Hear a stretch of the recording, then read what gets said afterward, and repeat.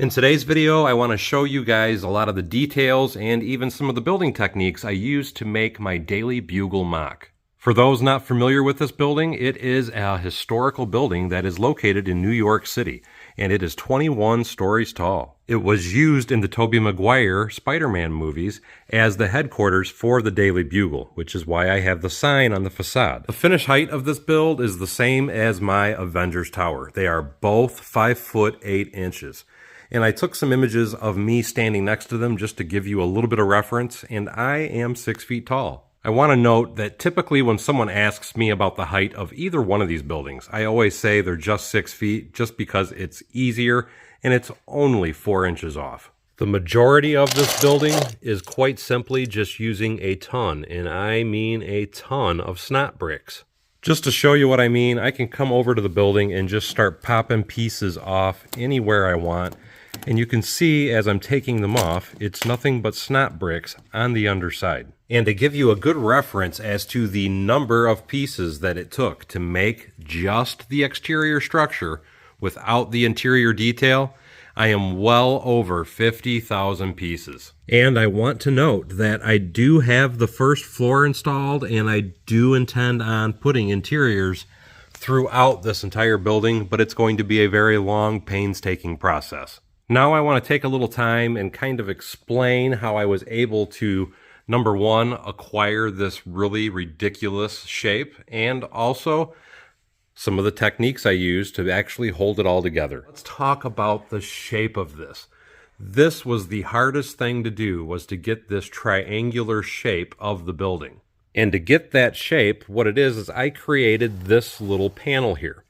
And you can see by looking really closely at it that how I'm able to get these two halves to come together to meet into a triangle is because I'm using a ton of wedge plates.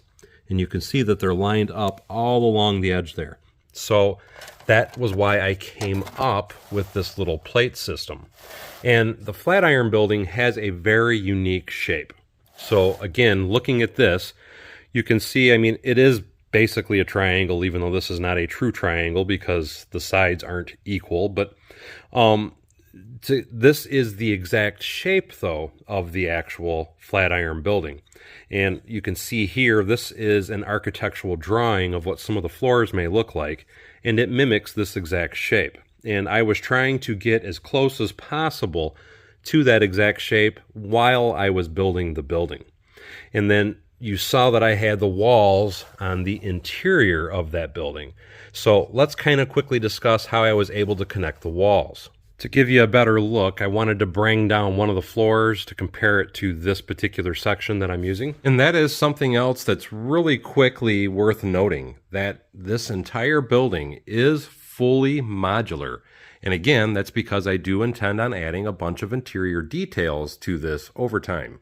Anyway, let's get back to how I was able to build the interior walls.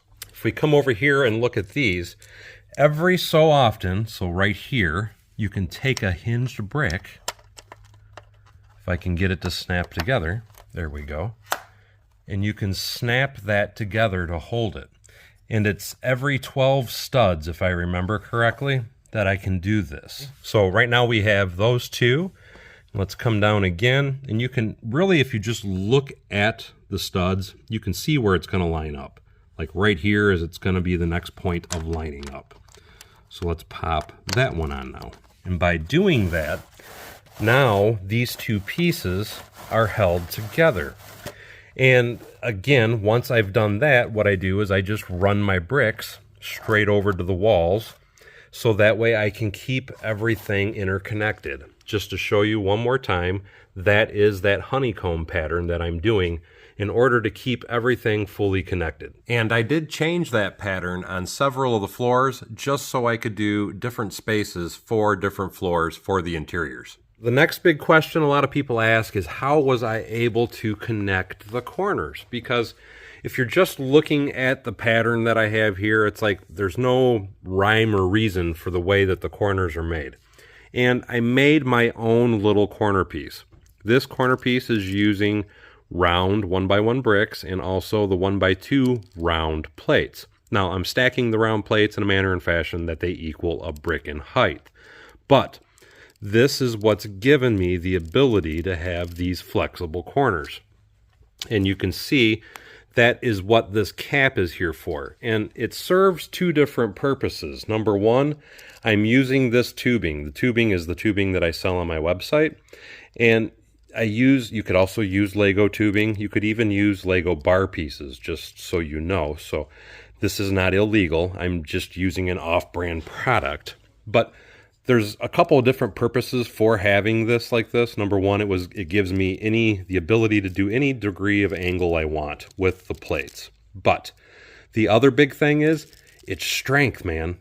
This makes this so strong. And if you've been watching the build process on my Instagram, a lot of people have always asked why they see this tubing. And this is exactly why. Because let me show you. I can take and pull on this, and that will not pull apart. It won't come. Now, yes, in this place I can pull it a little bit, but it's generally going to stay together. I mean, you have no idea how much strength doing this actually gives you when doing your building. If you're someone that's going to be doing the crazy sized buildings like I do, and you're doing a funny angle anyway, you are going to want to do something like this. Now let's talk about some of the detail work that you see on the exterior structure. Some of it is just using weird parts. This little shape right here, all those are is tauntaun horns. Just to show you, again, it is just using a snap brick, and you just insert the horn into the hole. On some of these areas, you can see the underside of a plate. And that I use another different thing, and it's something that a lot of people consider to be illegal. And what I do to do that is I use Tecumseh bricks. Now, you can see here is a Tecumseh brick, and then all you have to do is the stud on the other side is just small enough that it fits right into that Tecumseh brick. And then as you can see here, that's how you're able to get those unique patterns on the exterior. If you do not like using illegal techniques like this though, the same thing can be accomplished just using some simple headlight bricks. The detail that you see both here and here is just 1x1 modified plates with a clip.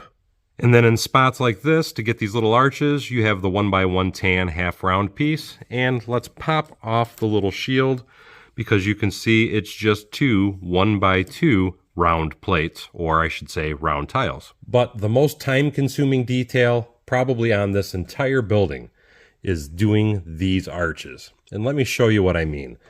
These are using the 1x1, and I'm going to pop that off there.